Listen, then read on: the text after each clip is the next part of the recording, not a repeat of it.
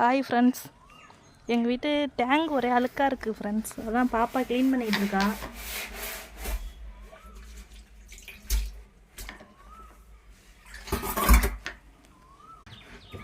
Hi friends, எவ்வளோ மண்ணெலாம் இருக்குது பாருங்கள். தண்ணி அனுப்புகிறேன்.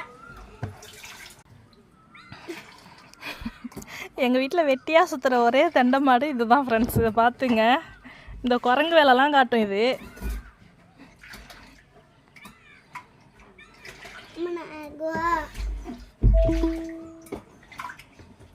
இவ கஷ்டப்பட்டு க்ளீன் பண்ணிட்டு இருக்கா ஃப்ரெண்ட்ஸ். இது சுற்றி நின்று குரங்கு வேலை காட்டு.